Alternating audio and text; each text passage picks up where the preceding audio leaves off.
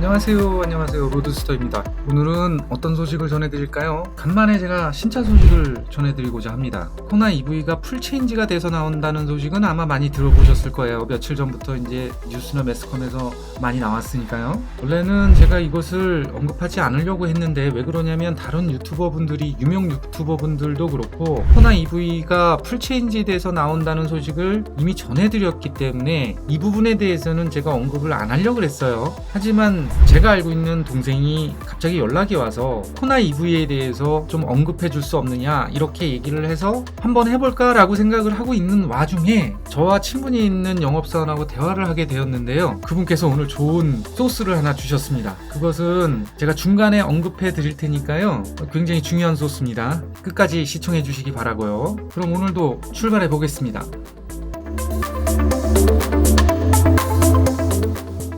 코나 EV는 저에게 참 애증의 차종이기도 한데요. 왜 그러냐면 제가 맨 처음에 구입한 전기차가 바로 코나 EV이기 때문이에요. 2018년도에 구입을 해서 한 2년 동안 타고 다니면서 9만 킬로를 뛰었던 차량인데 제가 타고 다녔을 때는 참 좋다고 잘 타고 다녔는데 나중에는 화재 사건 때문에 이미지가 안 좋아졌었죠. 그러다가 단종 아닌 단종이 됐습니다. 그런데 며칠 전에 12월 20일 날 현대차 홈페이지에 공식적으로 이미지가 공개가 되었습니다. 자, 그럼 먼저 새로 나올 코나 EV의 스펙부터 살펴보겠습니다. 현대차 홈페이지에 나온 내용에 따르면요, The All New 코나라고 명명을 했어요. 현대차에서 장명을 할 때 풀체인지가 되면 The All New라는 수식어가 붙죠. 그래서 이 스펙에 대해서 조금 알아보면 상세한 스펙은 아직 나오지 않았어요. 그렇지만 어떤 차종이 나올 것인지 전장과 전폭 이런 것들은 대충 나왔습니다. 이런 자료들은 다른 유튜버 분들이 많이 말씀을 해 주셨지만 그래도 말씀을 드려보면 전장은 4350mm, 휠베이스는 2660mm 이렇게 나왔고요. 이것은 내연기관 기준입니다. 전기차의 전장은 이거보다 조금 큽니다. 4355mm의 전장, 휠베이스는 같습니다. 이런 스펙으로 나왔는데 외부 스펙이죠. 코나 내연기관 모델을 기본으로 하는 일반적인 신차 디자인하고 달리 전기차 모델부터 디자인을 했대요. 이것을 내연기관과 N라인 모델 맞춰서 모습을 다듬어서 미래지향적인 이미지를 극대화한다고 하는데요. 이 뜻은 무엇이냐면 어차피 코나 차종은 이 GMP의 플랫폼을 적용한 것이 아니라 이 GMP 플랫폼은 전기차 전용 플랫폼입니다. 이 플랫폼을 사용한 것이 아니라 내연기관 차대라는 뜻이에요. 내연기관 차대에서 하이브리드와 전기차가 파생이 되는 것이거든요. 그래서 이런 전기차를 파생형 전기차라고 이야기를 하죠. 이 파생형 전기차는 단점이 한 가지 있는데 전기차 전용 플랫폼보다 내부가 조금 좁을 수는 있어요. 그런데 그게 상관이 없죠. 어차피 코나는 B세그먼트에 해당하는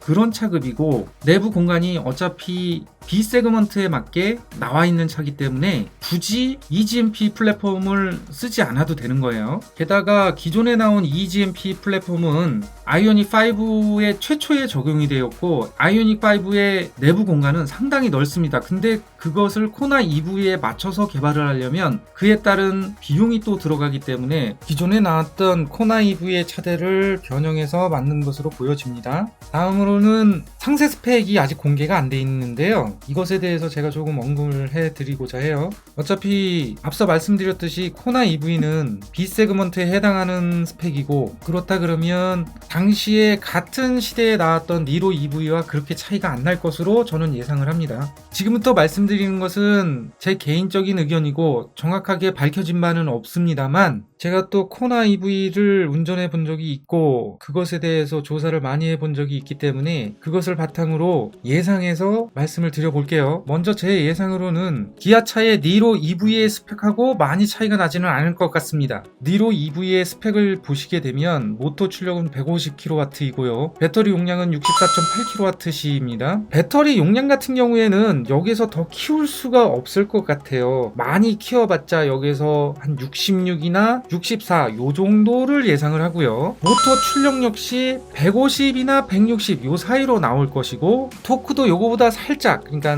니로 EV의 토크가 255Nm인데 260Nm 요 정도 예상합니다. 지금으로서 보면은 니로 EV의 신형이 먼저 나온 격이 됐죠. 신형 코나 EV보다. 그러다 보니까 아무래도 신형 코나 EV가 니로 EV보다 스펙이 약간씩 좋을 것으로 예상이 됩니다. 그리고 가격은 니로 EV보다 아주 살짝 비쌀 것으로 예상이 되고요. 이전 같은 경우에는 코나 EV가 먼저 나오고 그 다음에 니로 EV가 나왔어요. 그런데 니로 EV가 코나 EV에 비해서 공간도 조금 넓고 스펙이 조금 더 좋았습니다. 그렇지만 가격은 거기서 조금 더 비싼 이런 식으로 나왔기 때문에 요번에 새로 나오는 코나 EV는 예전의 니로 EV와 상황이 바뀐 거죠. 또한 가격도 중요한데 현재 니로 EV의 가격이 에어트림 같은 경우에는 4,640만원, 어스트림인 경우에는 4,910만원으로 되어 있습니다. 코나 EV도 이 가격대로 나올 것 같고 제 예상으로는 2,30만원 정도 더 비싸게 나올 가능성이 있어요.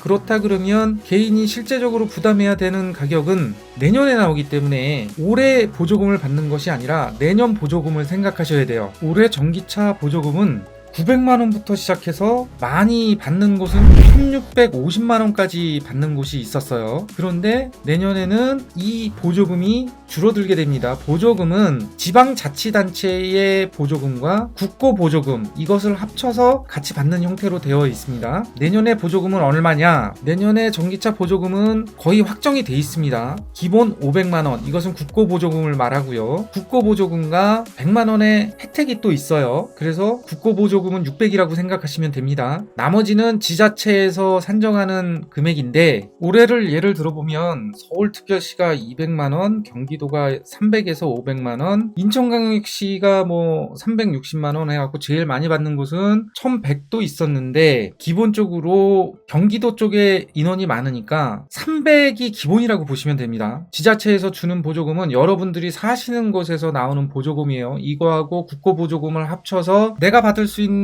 전기차 보조금의 규모가 결정이 돼요. 물론 이 보조금은 구매자가 만져볼 수 있는 그런 돈은 아니에요. 계약을 하고 차가 나오고 그 이후에 바로 제조사에게 입금이 됩니다. 그래서 이렇게 결정된 보조금을 각 제조사 홈페이지에서 나와 있는 가격에서 제외를 한 것이 바로 본인이 부담해야 되는 실구매 비용이에요. 이렇게 생각을 해보면 내년에 전기차 보조금은 국고 보조금 600만원과 자기가 사는 곳의 보조금 합치면 최소 700에서 최대 1,200~300만원까지 나올 수는 있는데요. 기본적으로 간단하게 생각하면 800에서 900 사이라고 보시면 될 겁니다. 그렇다고 보면 니로 EV를 내년에 산다 이렇게 생각을 해보시면 4,640만원에서 800만원 정도를 빼시면 얼추 맞을 겁니다. 그렇게 되면 에어트림 같은 경우에는 3,000 후반대 3,800에서 3,900만원 정도가 되시는 거고요. 어스 같은 경우에는 4,100만원 정도가 됩니다. 올해보다 200~300 정도가 오르는 효과가 나타나게 되는 것이죠. 새로 나오는 코나 EV도 이 정도 가격선 생각하시면 됩니다. 그러면 옵션을 좀 줄이면 3,000 후반대 사실 수 있는 거고 옵션을 좀 넣고 상위 트림을 사시게 되면 4,000만원 중후반대가 넘어가는 거예요. 최대 4,800, 4,900도 나올 수 있겠네요. 취등록세 이런 것까지 생각을 하면요. 그런데 제가 여기에서 왜 이렇게 가격을 말씀을 드리냐면요. 영상이 도움이 되셨다면 구독, 좋아요는 필수 아시죠?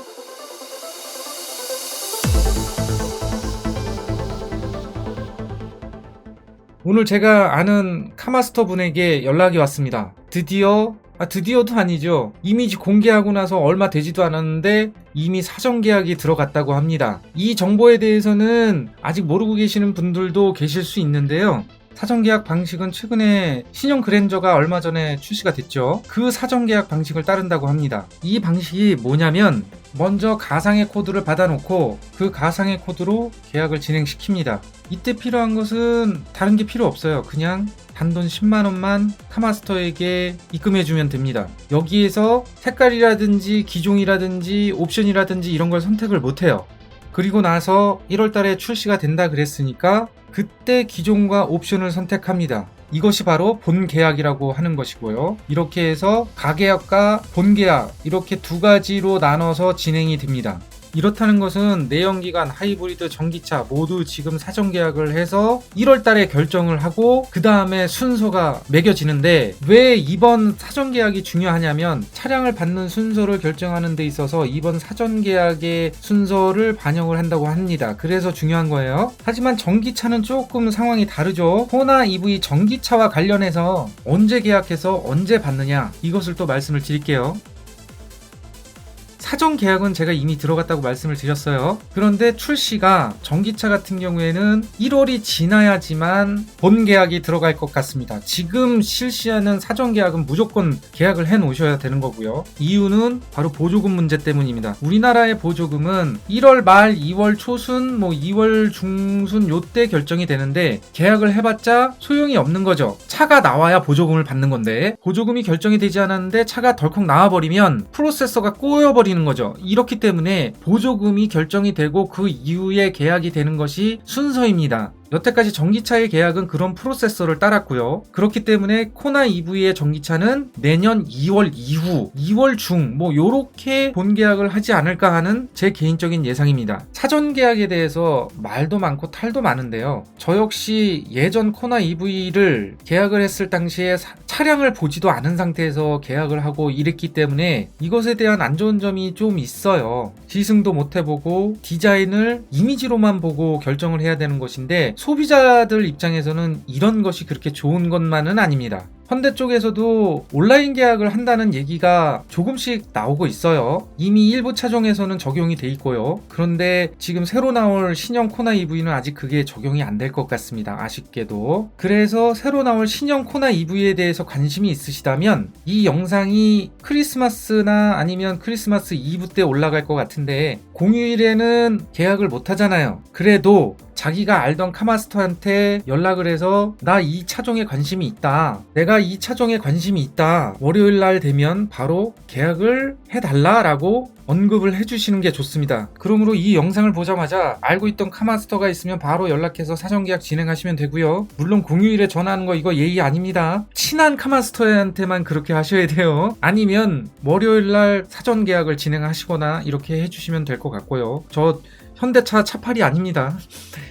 너무 종용하는 것 같지만 사전 계약이 들어갔다는 것을 빨리 알려드리고 싶어서 제가 이렇게 말씀을 드리는 거예요. 그래서 오늘은 여기까지 알아봤고요. 코나 EV에 대해서 관심이 있는 분들은 사전 계약 빨리 하러 가셔야죠. 종합적으로 보았을 때 마무리해보자면 이 올뉴 코나는 순차적으로 보면 내연차가 먼저 나올 것이고요. 그 다음에 하이브리드, 그 다음에 전기차, 이런 식으로 나올 것이란 말이죠. 그래서 오늘은 여기까지 말씀을 드려보고요. 좀 더 정확한 정보가 나오면 아마도 좀 더 정확한 정보를 해봤자 차량의 스펙에 관한 것일 거예요. 그리고 가격이겠죠. 그런 정보가 나오면 또 알려드리도록 하고요. 그럼 저는 여기에서 이만 마치겠습니다. 감사합니다.